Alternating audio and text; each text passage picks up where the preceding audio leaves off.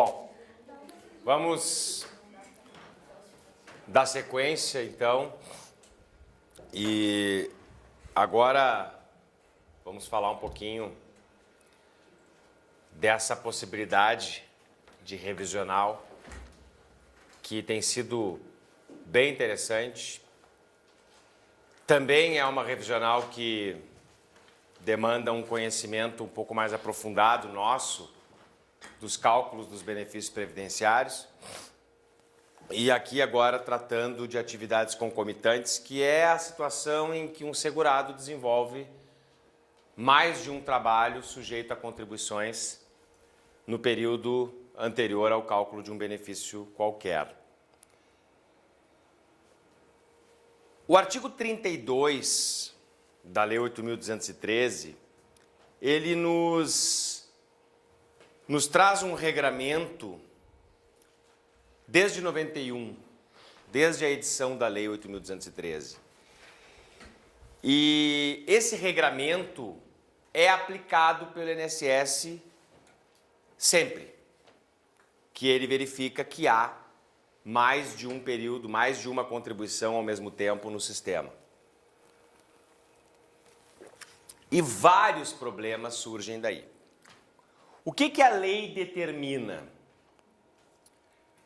quando isto acontece?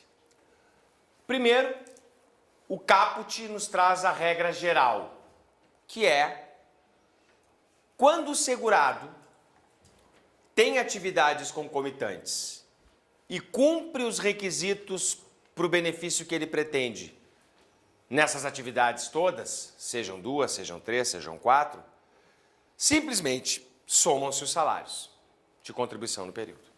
Então aí não tem problema.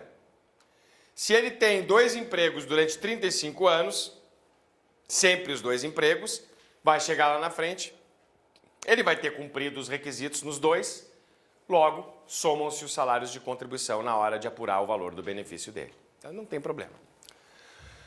O problema começa a acontecer quando ele só preenche os requisitos numa atividade e nas outras atividades ele não cumpre integralmente os requisitos. Ele tem um emprego de 35 anos e um emprego em que ele ficou 10 anos, ao mesmo tempo. Tem que ser concomitante, tem que ser simultâneo. Quando acontece isso, 2 regras aparecem. Uma regra direcionada a quase todos os benefícios, que é a regra do inciso 1º, desculpe, do inciso 2º aqui, né? Letra A. Quando se tratar de aposentadoria por tempo de contribuição, a gente aplica o inciso 3º. O que significa? Nas hipóteses em que nós não estamos tratando de aposentadoria por tempo, a gente vai levar em consideração a carência para o benefício que ele quer. E é aí que entra o cálculo proporcional do salário da atividade secundária. Mas antes de a gente partir para o sistema de cálculo, é importante também trazer o conceito de atividade principal e atividade secundária. Para o INSS, a atividade principal é aquela na qual o segurado ficou mais tempo. Para a jurisprudência, a atividade principal é aquela na qual o segurado pode ter melhor resultado econômico. O INSS vai aplicar aquela que ele ficou mais tempo, mesmo que ela tenha sido com salários menores. Já o INSS, já a jurisprudência entende que a atividade principal é aquela que gera melhor proveito econômico. Só que toda essa discussão sobre atividade principal e secundária está perdendo relevo agora, com a nova interpretação que a jurisprudência vem dando, na verdade, para essa questão das atividades concomitantes. Vamos primeiro entender como é que o artigo 32 funciona, como é que o INSS calcula, para depois irmos para a jurisprudência. Eu vou me permitir fazer o que eu não gosto, que é ler o artigo 32, explicá-lo e depois a gente parte para a tese que a gente quer passar para vocês. Diz lá o artigo 32. O salário de benefício do segurado que contribuir em razão de atividades concomitantes será calculado com base na soma dos salários de contribuição das atividades exercidas na data do requerimento ou do óbito ou no período básico de cálculo, observado o disposto no artigo 29 e as normas seguintes. Quando o segurado, inciso 1º, satisfizer em relação a cada atividade as condições do benefício requerido, o salário de benefício será calculado com base na soma dos respectivos salários. Então ele tem lá, ele quer um auxílio-doença. Tem 2 atividades, nas 2 ele tem a carência de 12 contribuições, ok, soma. Ele quer uma aposentadoria por tempo de contribuição, nas 2 ele preenche ou nas 3 ele preenche, ok, soma. Quer uma aposentadoria por idade, nas 2, 3 atividades ele preenche a carência, soma. Simplesmente soma os salários de contribuição. Agora, quando não se verificar a hipótese do inciso anterior, o salário de benefício corresponde à soma das seguintes parcelas. É agora que entra o drama do segurado quando ele tem atividades concomitantes e não preenche os requisitos em todas elas. Então, vai ser a soma das seguintes parcelas. O salário de benefício calculado com base nos salários de contribuição das atividades em relação às quais são atendidas as condições do requerido, ou seja, o INSS vai verificar em qual ou quais atividades ele cumpriu os requisitos. Em relação a essa atividade, ele vai pegar aqueles salários e vai calcular o salário de benefício. Média aritmética simples da soma das maiores remunerações correspondentes a 80% de todo o período contributivo, com ou sem fator previdenciário, dependendo do benefício. Vai calcular o salário de benefício. Chegou num valor. Agora ele vai para a atividade secundária. E aqui eu estou falando, no inciso 2º, dos benefícios que não são por tempo de contribuição. Tá? Aposentadoria por idade, auxílio-doença, pensão por morte, auxílio-acidente, enfim, está tudo aqui. Aposentadoria por invalidez também. Um percentual, não anotem isso, depois eu vou ditar isso aqui se precisar. Então é a soma das seguintes parcelas. O salário de benefício da atividade principal, onde ele cumpriu os requisitos. Por INSS, a atividade principal é onde ele cumpre, ele fica mais tempo. E a segunda parcela é um percentual da média do salário de contribuição de cada uma das demais atividades, equivalente à relação entre o número de meses completo de contribuição e os do período de carência do benefício requerido. Vamos lá, vamos traduzir isso aqui. A segunda parte do cálculo vai ser a apuração da média dos salários, já não fala mais em salário de benefício. O salário de benefício é da atividade principal. Primeira parcela. Segunda parcela, um percentual da média dos salários da atividade concomitante, secundária. Extrai-se a média e multiplica-se essa média por um percentual, que vai ser o seguinte: o número de meses que ele ficou naquela atividade, o número de contribuições que ele tem naquela atividade secundária, em que ele não cumpriu os requisitos, dividido pelo número de meses exigidos para a carência daquele benefício. Vamos pensar numa aposentadoria por idade aqui. Ele chega lá aos seus suas 180 contribuições, só que ele tem 2 atividades. Numa dessas atividades ele tem 60 contribuições, na outra ele tem 180. Na que ele tem 180, nós vamos apurar o salário de benefício. Média aritmética simples da soma, tal. Chegamos lá no valor, R$2.000. Tá bem. Na outra, ele tem 60 contribuições. O que vai ser feito?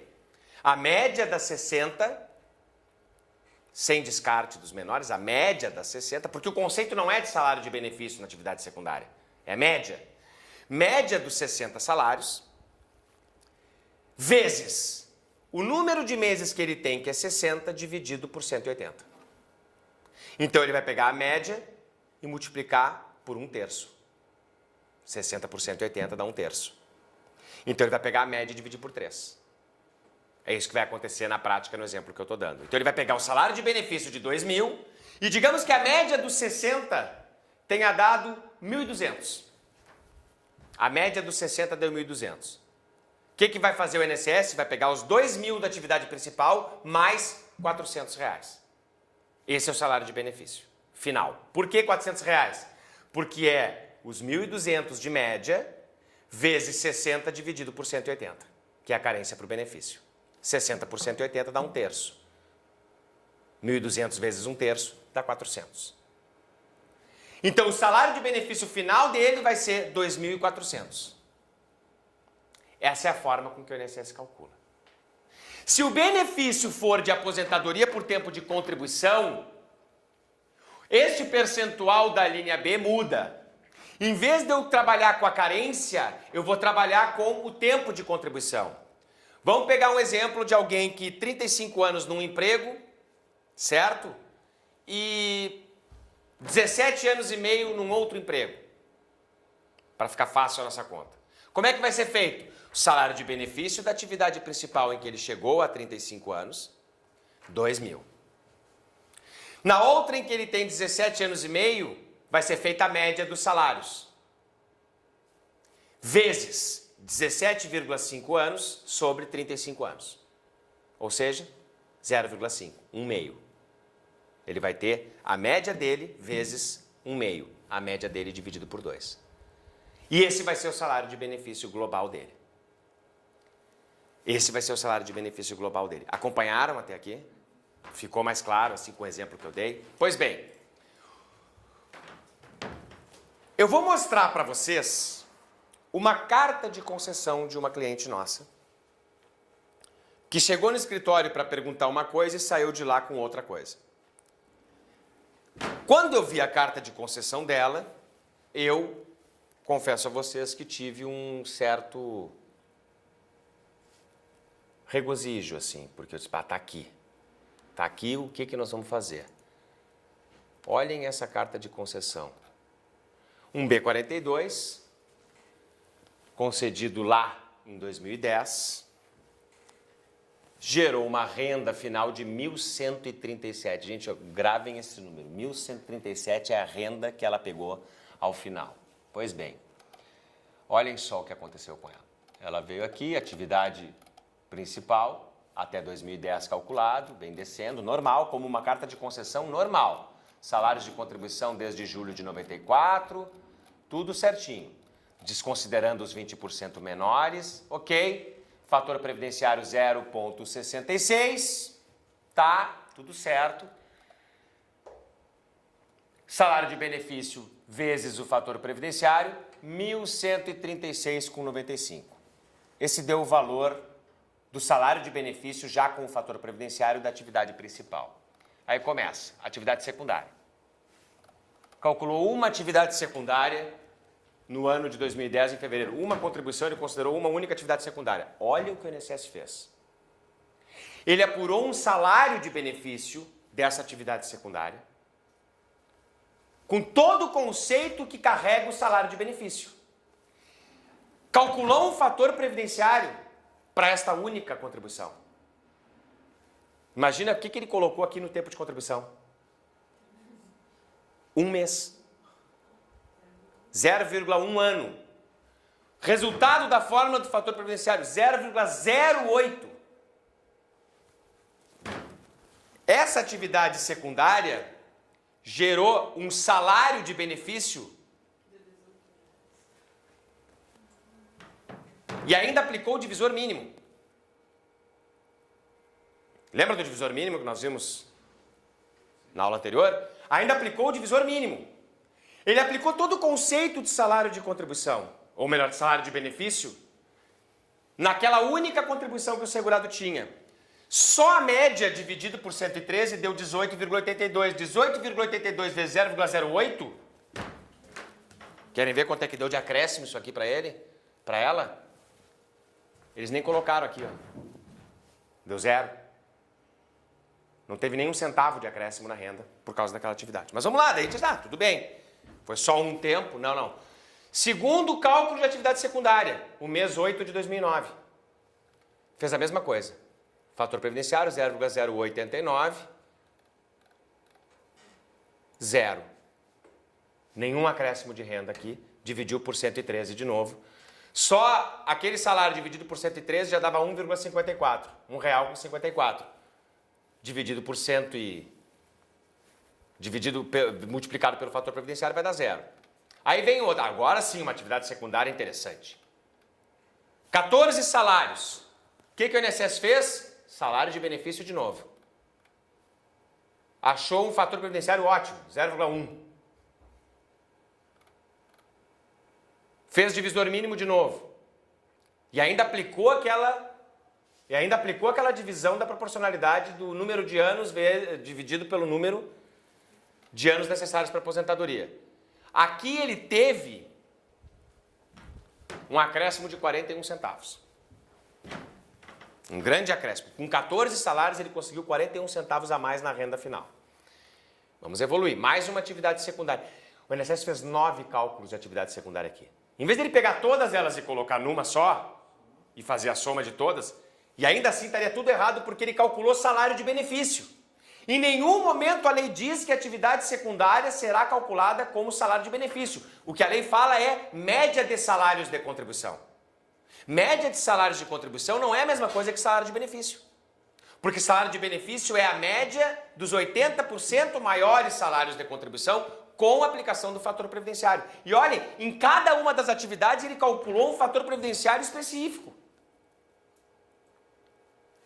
O que deveria ser feito era só calcular a média, se é que é para ser feito assim, e aí nós vamos ver a segunda parte, né? Era só para calcular a média, somar aquela primeira média, e aí sim aplicar o fator previdenciário. O INSS foi aplicando o fator previdenciário em cada uma dessas atividades secundárias. Aqui gerou 0 de novo de acréscimo. Por enquanto a gente só teve um acréscimo de 41 centavos. Aqui deu 0, nas primeiras deu 0. Aqui vem uma nova atividade em que ele alcança 0. Aqui vem uma nova em que ele alcança 0. Vejam bem o que ele faz. Todos os cálculos ele faz assim. 0, 0, 0. Aqui ele achou 72 centavos. Aqui foi um fenômeno. Notem, do primeiro salário de benefício que ele apurou, lá em cima, que ele chegou em 1.136,95, a renda final deu 1.137,64. Ele ganhou, com todas as atividades concomitantes que tinha, 69 centavos. Foi isso? 69 centavos. Foi isso, né? Era 1.136,95. É isso? Foi isso que deu aqui? É. Ó. 1.136,95 para 1.137,64. Ele ganhou 69 centavos com todas as atividades concomitantes que ele tinha. O INSS calculou para cada atividade concomitante um salário de benefício com fator previdenciário específico, com divisor mínimo específico e ainda com a proporcionalidade do artigo 32, o que na maioria dos casos deu 0. E no final ele teve um ganho de 69 centavos na média. E aí, o que a gente defende e o que o Tribunal Regional Federal e a própria Turma Nacional de Uniformização de Jurisprudência dos Juizados Especiais têm defendido?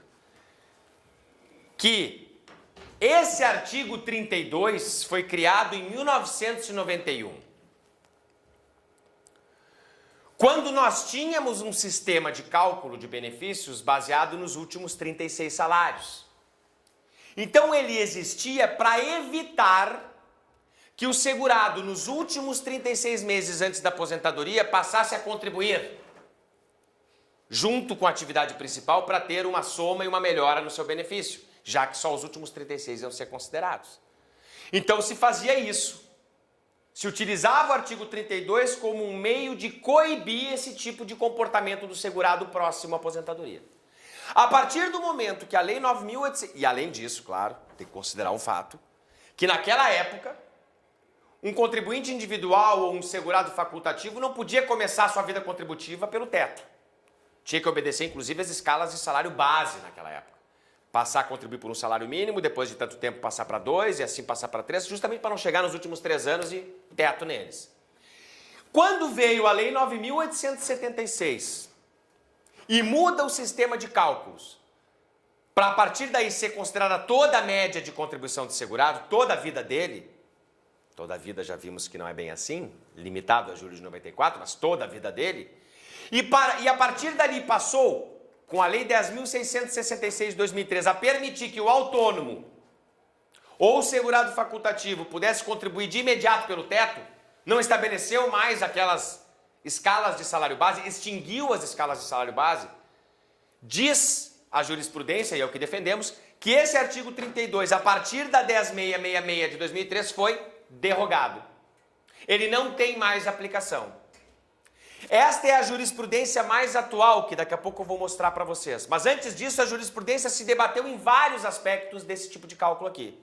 O primeiro deles é: cabe calcular um fator previdenciário para cada atividade concomitante? Não, não cabe.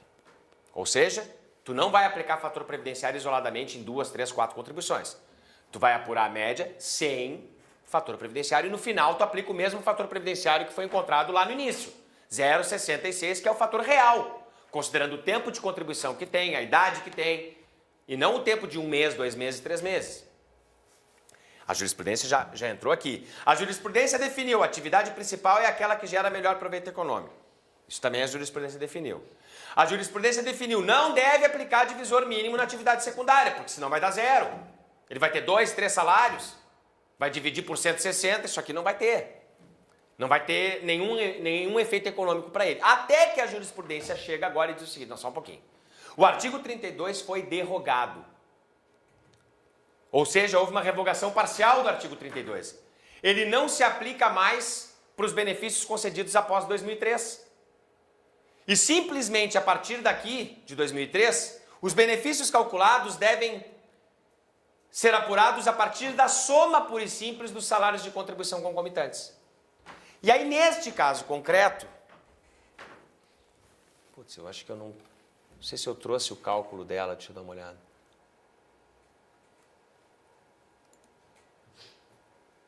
Acho que eu não trouxe, deixa eu ver se eu trouxe aqui. A renda dela subia algo em torno de R$300 por mês, e não 69 centavos. Porque a gente fez a soma de todos eles. Deixa eu ver se eu tenho aqui o caso concreto. Tem internet aqui? Ei? Tem. Tem? Obrigado. Eu vou ver se eu busco aqui.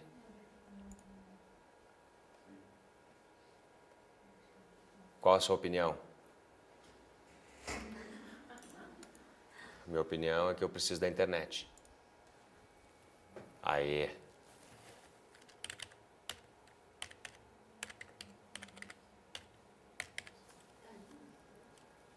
Não.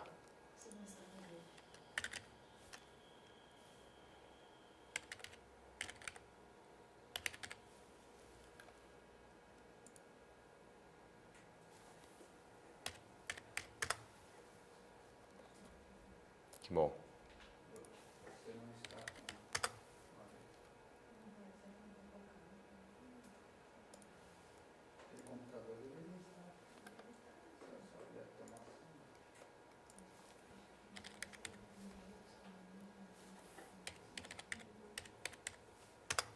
Não está abrindo. Tá bem. Não tem importância. Eu garanto para vocês que aumentou. Onde é que está agora?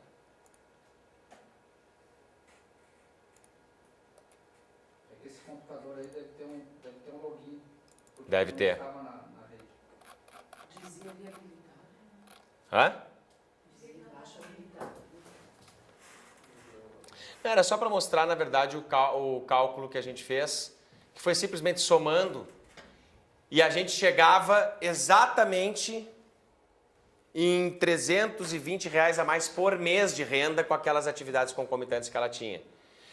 E aí a gente pede a revisão com pagamentos retroativos, obviamente, requerendo a declaração de que houve a revogação parcial daquele artigo 32, e pautado o nosso petitório, no caso pautado, primeiro pelo pedido de uniformização de interpretação de lei federal, que é o PEDLEF, aquele lá em cima, que já foi julgado pela Turma Nacional de Uniformização, que diz o seguinte: à luz de toda a motivação acima, podemos chegar às seguintes conclusões no que diz respeito ao segurado que não preenche em relação a cada uma das atividades concomitantes as condições do benefício, tal como na hipótese dos autos.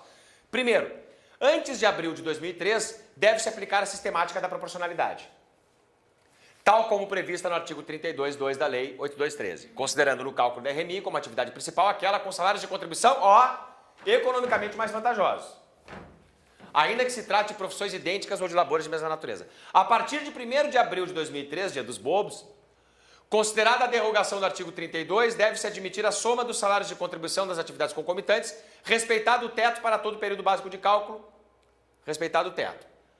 Ante o exposto, voto no sentido de conhecer e negar provimento ao PEDLEV, conforme premissa jurídica acima fixada. Ou seja, a Turma Nacional de Uniformização entende que, se o benefício que estivermos tratando for concedido antes de 2003, aplica o artigo 32. Se for concedido depois, soma os salários. E aí nós chegamos aqui também no TRF da 4ª Região. Relatora, juíza federal Thaís Tirim Ferraz, 6ª turma, naquela apelação reexame necessário. Ela faz um apanhado histórico, não é? E aí chega aqui. O sentido da regra contida no artigo 32 era o de evitar que nos últimos anos, aquilo que a gente falou agora há pouco, nos últimos anos, antes de se aposentar, o segurado pudesse engendrar artificial incremento dos salários de contribuição que compõem o PBC.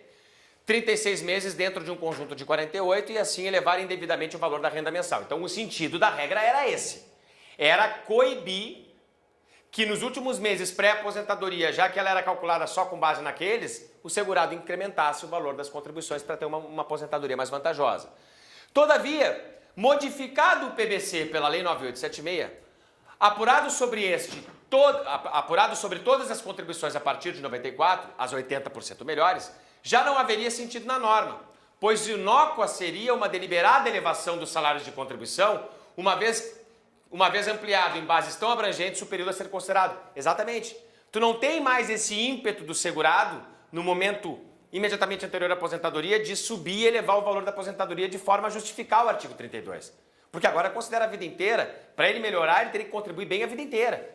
E não só agora, nos últimos anos, como era no período anterior. No cálculo de benefícios previdenciários concedidos após abril de 2003, devem ser somados os salários de contribuição das atividades exercidas concomitantemente, sem aplicação do artigo 32, inclusive para períodos anteriores a 1º de abril, inclusive os salários anteriores a 1º de abril. O que importa é a data do benefício.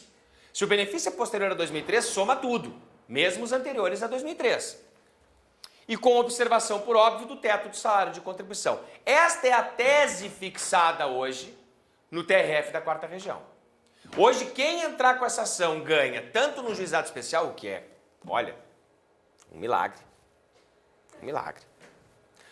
Eu já tive uns 4 ou 5 casos no juizado e ganhamos ali tranquilamente. Tranquilamente, assim. Chega na sessão de julgamento, o juiz relator diz, nem tem interesse em sustentar, estou dando aqui atividades concomitantes, conforme o entendimento da TNU. Então está bem tranquila essa revisão hoje para ganhar, vários já transitaram em julgado, inclusive.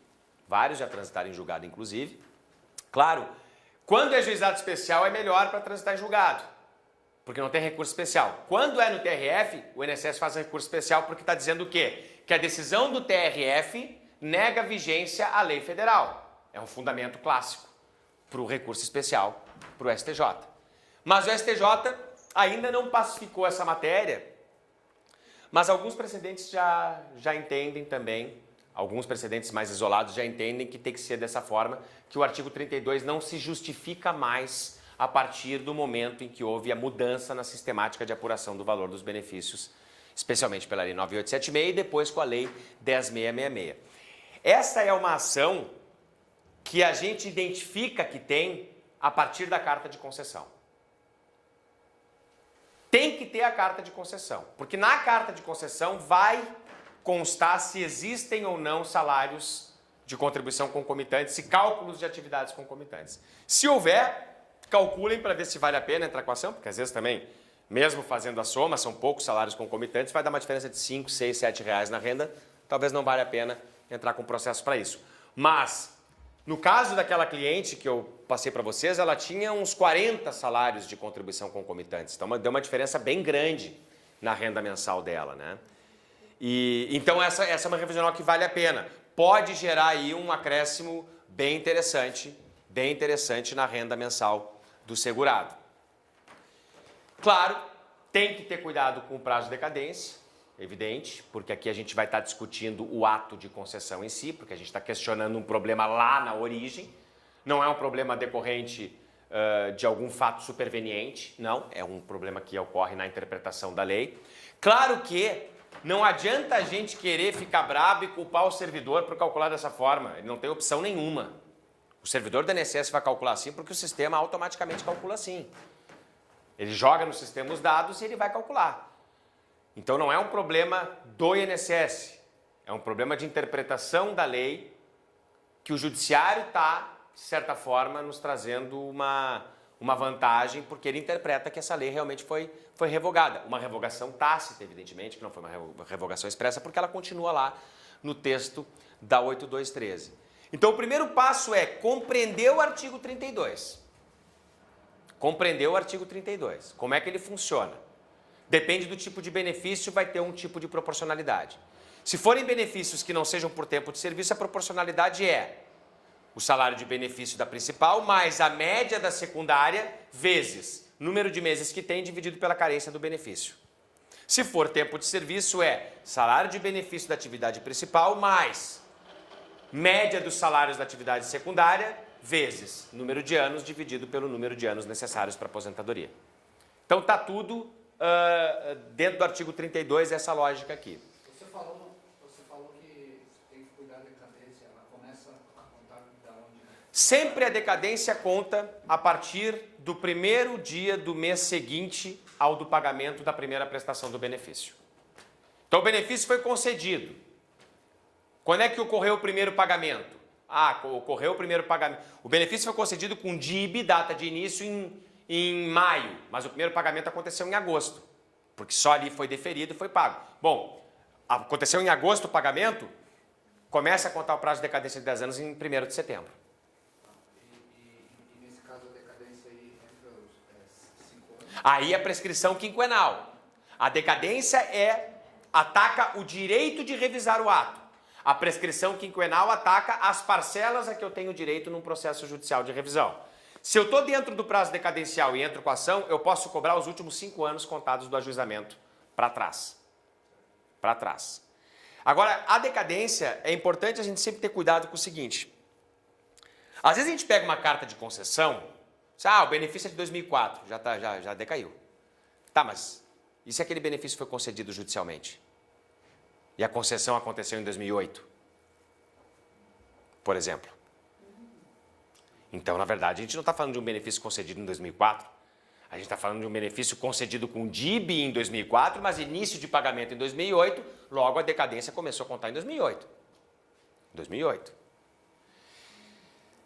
E tem uma última revisão que eu quero falar para vocês. Alguém aqui faz processo... Desculpa. Deixa eu só lhe perguntar, quantas atividades forem concomitantes, mas a atividade for a mesma, na questão do conteúdo? Aí o INSS já não considera concomitantes. Ele é médico em 2 hospitais, o INSS sempre somou. Sempre somou porque daí não considera concomitante, ele considera a mesma atividade. Mesma atividade. Quando ele constata que são atividades diferentes, né? O cara é professor e advogado. Bom, aí são 2 atividades, são concomitantes, e aí sim. Alguém que faz processo trabalhista? Reclamante? Claro, reclamante. Mas faz previdenciário já também. Está começando. Aqui já faz previdenciário, né? Bom, há bastante tempo eu venho dizendo isso e repito, né? O advogado previdenciarista... Primeiro, o advogado trabalhista que não faz previdenciário está perdendo dinheiro. Está perdendo dinheiro. E o advogado previdenciarista que está com dificuldade de conseguir cliente, é mais fácil procurar um advogado trabalhista primeiro. Vai nele.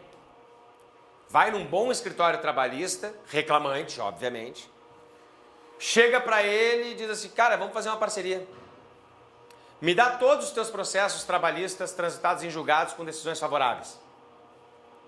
Que eu vou pegar todos esses processos e vou averbar eles no INSS. Que isso não é feito automaticamente. O processo transita em julgado na Justiça do Trabalho, o trabalhador ganha o seu dinheiro, descontam do trabalhador o INSS, recolhem a contribuição daquele processo, vai o dinheiro para a Receita, mas aquilo não aparece no CNIS dele. Tem que pegar aquele processo trabalhista, mostrar que houve discussão de mérito, que houve debate sobre provas, que tinha elementos materiais além da sentença, porque uma sentença meramente homologatória de acordo não vai ser averbada no INSS, sem prova material que ampare aquela decisão. Leva para o INSS a verba. E se esse sujeito já está aposentado? Se aquela ação trabalhista se refere a um período de trabalho que foi anterior à aposentadoria, revisa a aposentadoria. Revisa a aposentadoria. Então, assim, quer começar a advogar no previdenciário? Começa pelo mais simples. Vai no escritório trabalhista, te emparcera com o cara e diz assim, eu faço as tuas averbações. E quando for fazer a averbação, vai ver se tem ou não tem benefício para revisar. Essas averbações se cobra para fazer. Cobra um valor para fazer, normal. E tu, inclusive, tem ali honorários por um trabalho, não necessariamente por um resultado. Então, até porque o resultado é certo.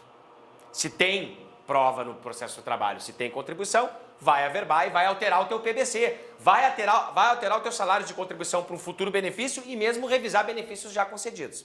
Agora tem um problema. Não é muito raro uma ação trabalhista demorar 10, 12 anos para acabar. E aí vamos supor que o sujeito tenha se aposentado em 2005 e ele entrou com uma reclamatória trabalhista contra a empresa em 2005. E essa reclamatória trabalhista termina agora, 2017. Transitou em julgado, foram feitos os cálculos de liquidação, foi recolhida a contribuição previdenciária dele e ele discutiu na ação trabalhista 2000 a 2005.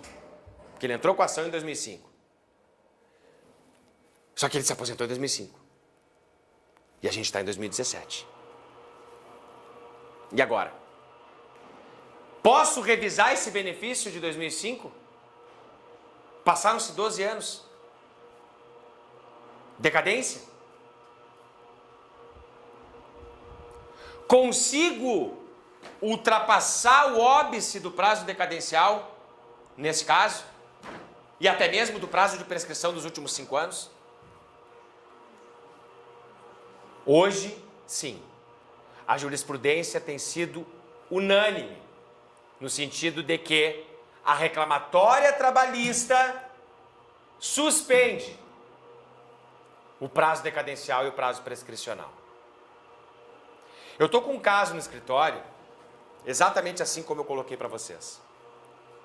O sujeito se aposentou lá em 2004 e em 2003 ele já tinha entrado com uma reclamatória trabalhista. E ela terminou em 2016. E ele chega no escritório e nessa reclamatória trabalhista foi reconhecido vínculo de emprego e salários integrais. E ele tinha contribuições pelo salário mínimo como autônomo naquele período e passou para salário teto com aquela reclamatória trabalhista. E aquela reclamatória trabalhista ela foi além. Porque ela não só reconheceu as parcelas devidas nos últimos 5 anos dela, de 99 a 2004, como reconheceu todo o vínculo desde 1980. Claro que ele tinha tempo de contribuição porque ele contribuía como autônomo, ele era tipo terceirizado autônomo, que vai voltar agora com a reforma trabalhista, né? Hã? Exatamente, pejotização. E esta reclamatória trabalhista, isso foi interessantíssimo, quando veio para mim começou a brilhar assim, sabe? Quando tu vê assim, Deus, meu Deus, onde é que vai parar esse negócio? Porque o benefício desse cidadão, em 2004, foi concedido pelo salário mínimo. E ele teve reconhecido um vínculo desde 1980, sempre lá em cima. Só que, claro, que a repercussão financeira para ele na reclamatória trabalhista foi 99 a 2004, foi o que ele pôde cobrar ali. Só que eu tenho dados na reclamatória trabalhista que informam os salários dele desde 1980. Por que eu tenho esses dados? Porque naquela época vigorava o prazo trintenário para o fundo de garantia. Lembra que tu podia cobrar os últimos 30 anos de fundo e agora o Supremo diz que só os 5? Mas naquela época da reclamatória podia cobrar os últimos 30. Então no cálculo de liquidação vem ali os valores de fundo de garantia, a base de cálculo para o fundo de garantia dos últimos 25 anos, que era o tempo de emprego dele. Então eu tenho os salários dele desde 94, que é o que eu vou considerar. Depois eu vou ver se eu ainda entro com a remida a vida toda para ele. Mas agora não me interessa. Me interessa o seguinte, eu consigo, na minha ação previdenciária, ir além dos 5 anos da reclamatória trabalhista. É desagradável, né? Eu consigo ir além dos 5 anos anteriores ao ajustamento da ação previdenciária. Porque a lei previdenciária é muito clara. Se eu conseguir provar os meus salários de contribuição a qualquer tempo, respeitado o prazo de decadência de revisão do benefício, eu posso revisar o benefício. Eu posso trazer essas informações, eu posso alterar o CNIS, eu posso fazer o ajuste no CNIS. E nesse caso eu peguei, porque a mesma base de cálculo do FGTS é a base de cálculo da contribuição, que é o caráter remuneratório do salário, é o valor da remuneração dele, limitado ao teto do INSS. E como eu tenho discriminados todo o histórico, todos os valores de base de cálculo de fundo de garantia, eu estou pegando aqueles valores e dizendo, esse aqui é o salário de contribuição dele. Ah, mas aí o INSS vai dizer, mas não teve contribuição. O problema não é do segurado. O problema de não ter tido contribuição é um problema teu com a empresa. Mas eu não posso mais cobrar da empresa. Não é problema meu. E aí, por que brilhou o olho? Porque a gente percebeu que de 2004 até 2016 tramitou o processo trabalhista. E só agora, em 2016, é que eu tinha a liquidação e o recolhimento das contribuições. Então, como a reclamatória começou em 2003, na verdade, e a aposentadoria de 2004, só começou a contar o prazo de decadência, de fato, a reclamatória é de 2003, lembram? A aposentadoria é de 2004. Só começou a contar o prazo de decadência agora, em 2016. E também o prazo de prescrição dos últimos 5 anos. Então, na verdade, eu não tenho nada prescrito. É uma ação que eu vou poder cobrar os valores atrasados desde 2004. E a renda dele, que hoje é de 937, pelo nosso cálculo, pulou para 4.300. Então eu tenho R$ 3.400 por mês para cobrar nos últimos 13 anos.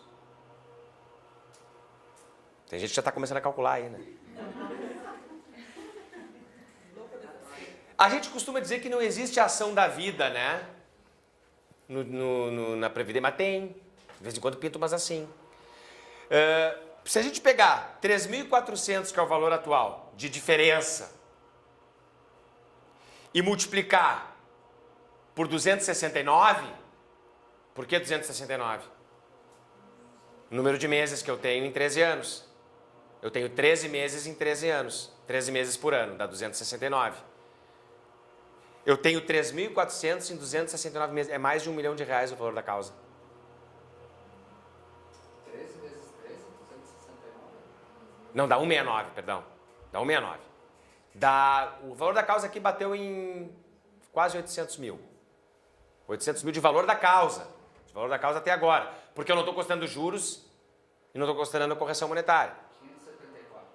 Sim, mas o valor da causa acabou dando mais, porque tu corrigiu ali. E dava um pouco mais de tempo também. E a diferença acho que era um pouco maior do que essa. Se não me engano, pulava para 4.600, dava um pouco mais do que isso. Mas dava um valor da causa absurdo, considerando que o processo ainda vai levar uns 3, 4 anos para frente. Ou seja, vai acumular mais umas moedinhas no porquinho. Qualquer contrato de 40% de honorários aí tá valendo. Não é assim. Não é assim. 39 é o limite. Né? Mas, claro, tem que estar muito bem calçado esse processo, porque a gente não pode correr o risco de sucumbência. Né? Imagina um processo de 500 pau, 600 mil, aí o teu cliente perde o processo. E ele não tinha a JG. Porque eles estão fechando o cerco da JG. Hoje não é mais aquela Disneylândia.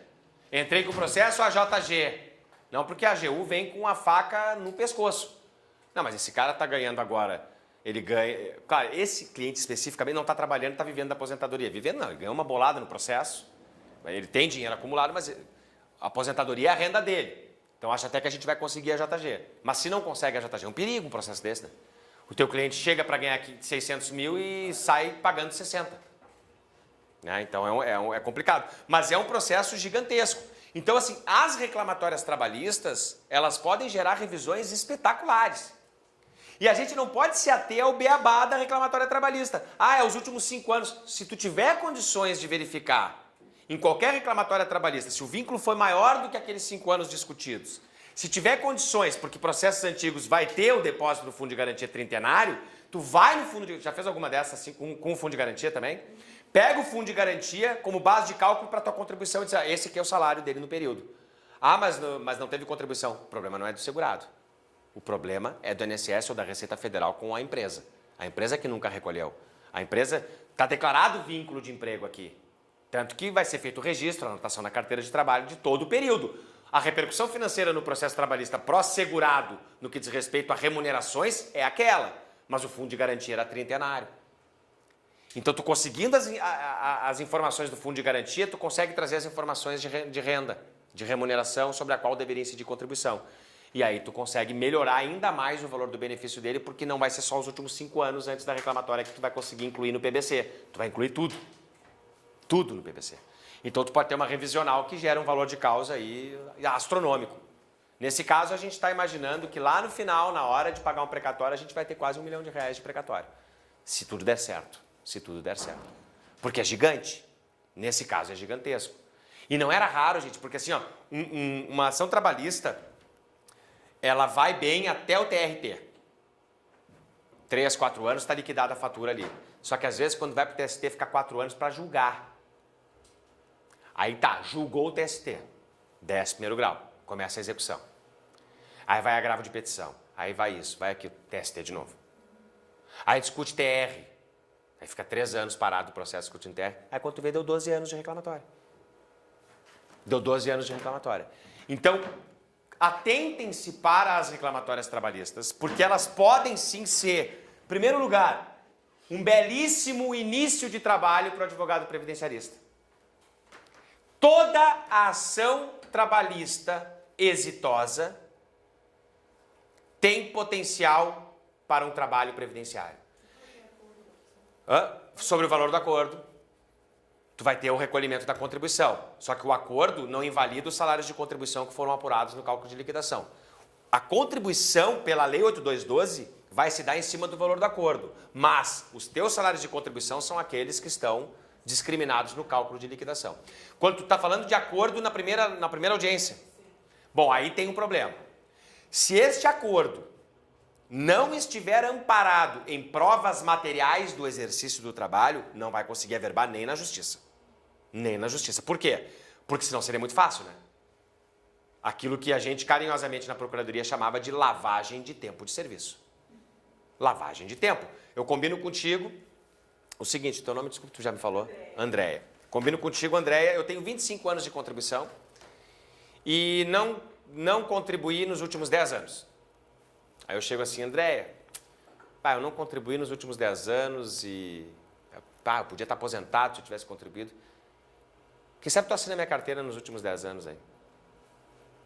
Tu assina minha carteira, ou tu não assina minha carteira, mas eu entro com uma ação trabalhista contra ti, e tu vai na primeira audiência e reconhece o vínculo, e aí tu finge que me paga, eu finge que eu recebo, e na verdade ninguém paga nada para ninguém. E a contribuição previdenciária, se tiver que pagar, eu pago. Eu mesmo recolho desse período aí, que vai ser muito mais barato, enfim, do que se ele tivesse que indenizar como autor. Tá. Aí vai para a audiência de conciliação, não tem nenhuma prova material, porque eu nunca trabalhei para ti. Não tem nenhuma prova material, tá, vai para a audiência de conciliação, as partes reconhecem o vínculo, o juiz homologa o acordo, vou no INSS e levo aquilo ali. Não. Não. Não é assim que funciona. O acordo, a sentença meramente homologatória de acordo, se não tiver amparada em prova material, não gera repercussão na Previdência. Isso a jurisprudência é tranquila. Então não vale. Agora, fazer um acordo não está proibido. Faz um acordo porque tem prova material, tem todos os documentos que comprovam a relação de emprego, recibos de salário, enfim, tudo certinho, tá bom. Tudo bem. Aí, mesmo sendo acordo, como está amparado em prova material, tu consegue averbar no INSS. Tu consegue averbar no INSS. Então, assim, para quem quer começar a vida previdenciária e já faz a vida trabalhista, começa por aí. Começa por aí. Fazendo a averbação. Isso as pessoas pagam por esse serviço, porque é chato de fazer. É bem chato de fazer e o INSS às vezes fica com esses processos administrativos chocando 1 ano, 2 anos. Eu estou esperando 90 dias entrando com mandado de segurança. Agora, a partir do momento que o INSS começou a abusar do tempo, primeiro que ele já demora 6 meses para te receber, né? Tu faz um agendamento para daqui a 4, 5, 6 meses. Aí tu vai lá e eles dizem, não, pode deixar o processo aqui. Aquela história de concessão de aposentadoria em 30 minutos acabou, né? Nunca existiu, na verdade.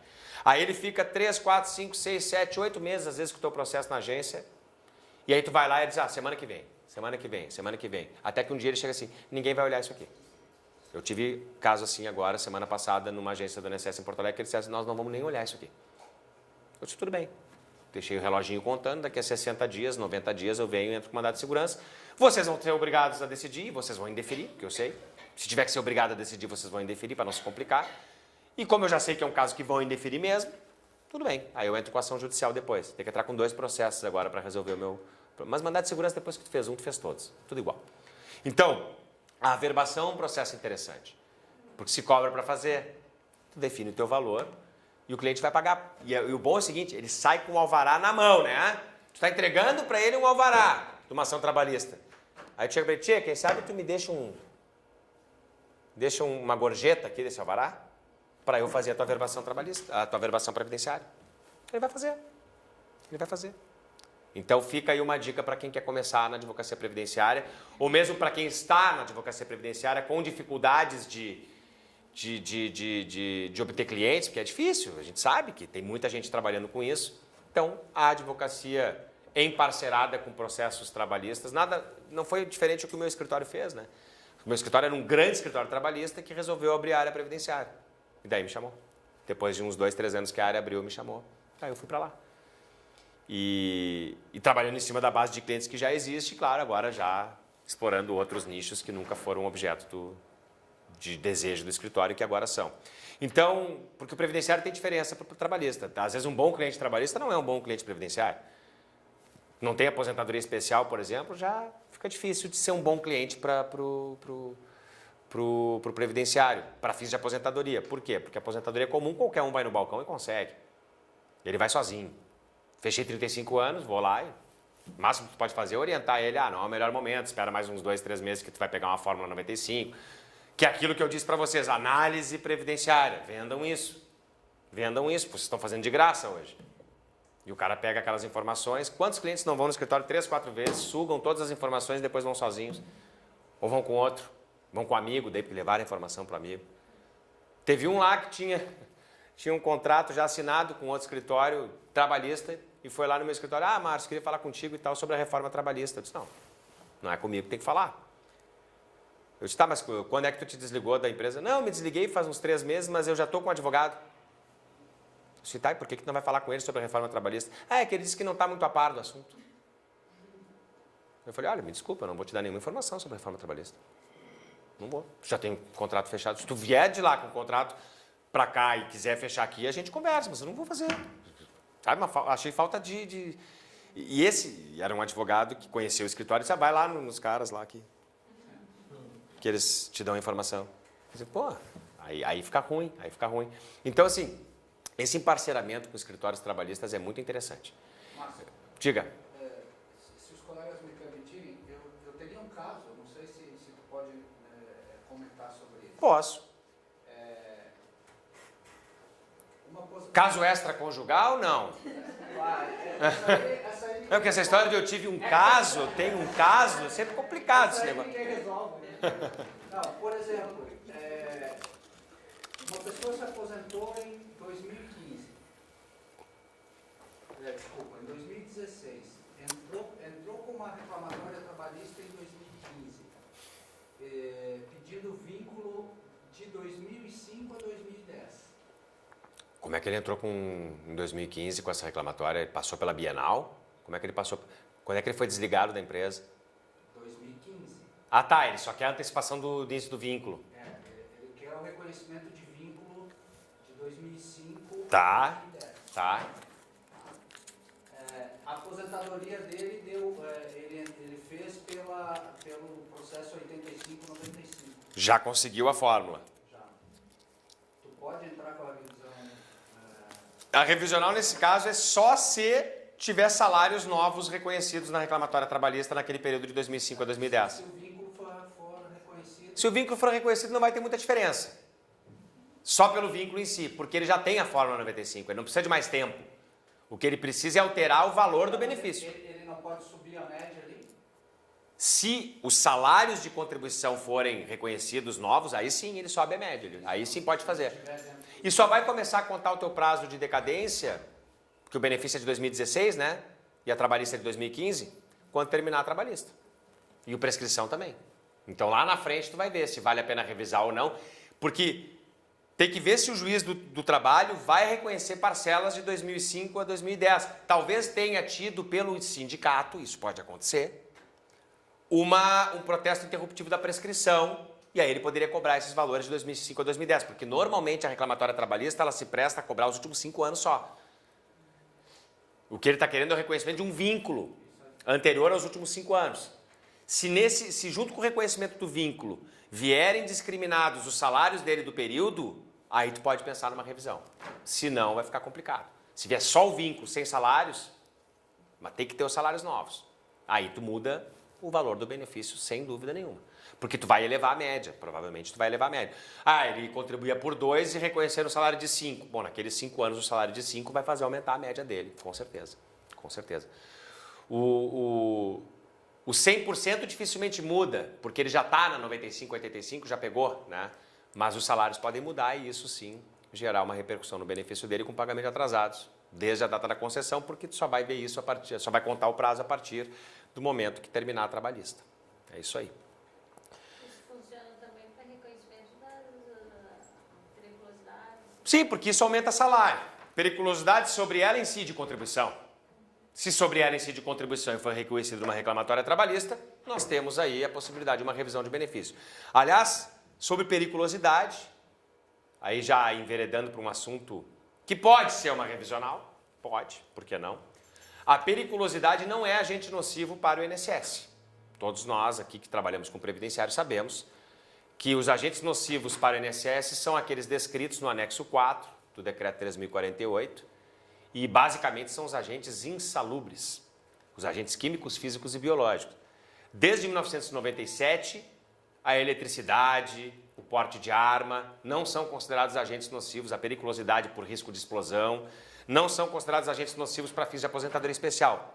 Porém, para a jurisprudência hoje dominante, e sobretudo no STJ, que aplica uma antiga súmula de um antigo tribunal que já foi extinto, que é a súmula 198 do Tribunal Federal de Recursos, essa súmula dispõe que o rol de agentes nocivos previstos em decretos, ele é meramente exemplificativo. Se ficar comprovado no caso concreto que havia risco à integridade física ou à saúde do trabalhador, a especialidade haverá de ser reconhecida. Então, inclusive periculosidade, tanto que o STJ cansa de conceder aposentadorias especiais para eletricitários, para vigilantes armados, para frentistas de postos de gasolina ainda pelo risco da explosão. Então, é um mercado interessantíssimo de se trabalhar, porque é zero chance do INSS conceder. Aliás, a aposentadoria especial já é quase zero em qualquer caso, né? Mas, por periculosidade, é zero. Zero chance. Mas se eu tiver uma boa prova, é 100% de chance no judiciário. É fantástico trabalhar isso. E muita gente se aposentou pela comum, quando podia ter se aposentado na especial por periculosidade. Se eu conseguir fazer essa prova, eu tenho uma revisão de benefício, né? E aí eu posso até, inclusive, ultrapassar o prazo de decadência dentro daquela súmula 85 da TNU, que fala que se eu não discutir nada no processo administrativo, sobre aquela questão não incidiria o prazo de decadência.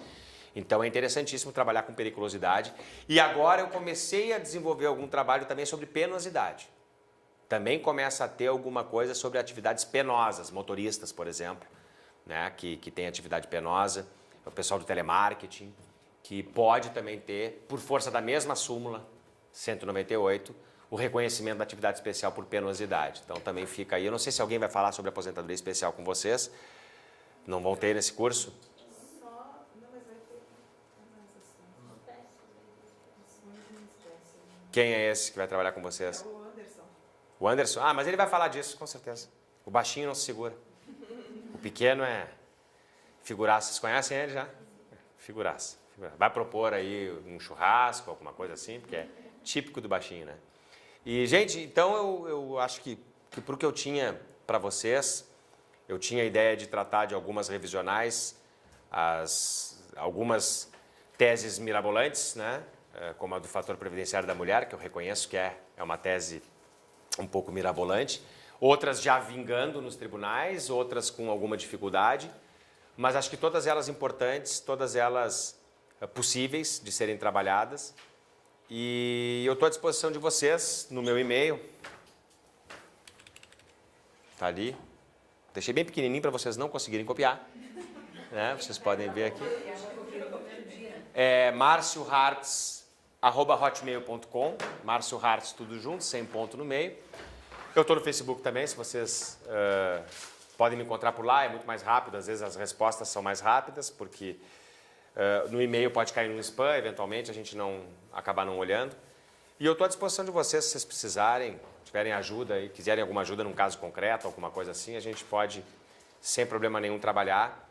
E uma última recomendação, aqueles que trabalham com previdenciário devem preocupar-se com os julgamentos nas instâncias dos tribunais, devem fazer sustentação oral.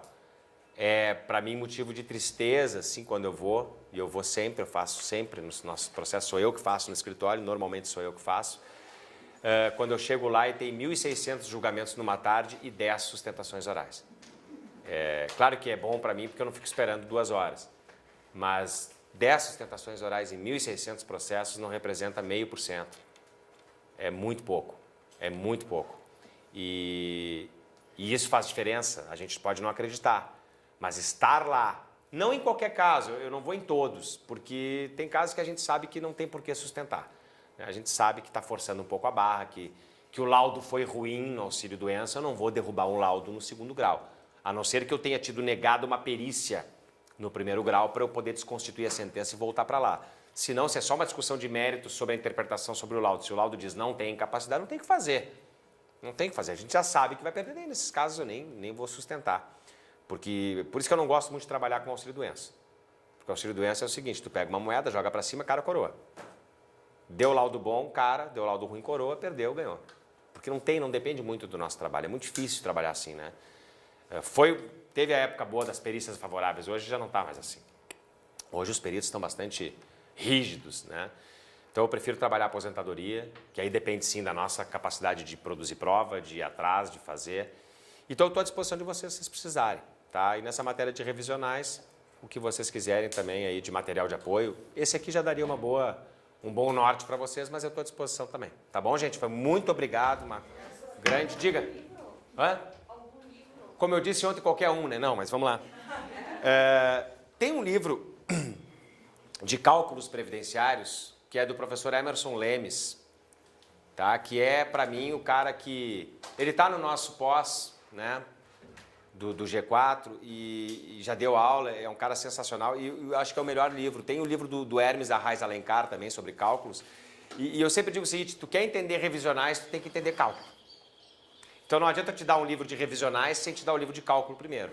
Então eu começaria daí. Claro que daí, se tu quer um manual de previdenciário para ter uma noção mais geral, assim, eu recomendo sempre o livro do Frederico Amado, que é o curso de Direito Previdenciário, que é extremamente completo, porque ele trata dos 3 regimes previdenciários existentes. Regime geral, regime próprio de servidores e ainda por cima regimes de previdência complementar. Então o livro do professor Amado é um livro muito bom para isso. Então são os 2 livros que eu recomendaria. Tá bom? Muito obrigado, gente. Até a próxima.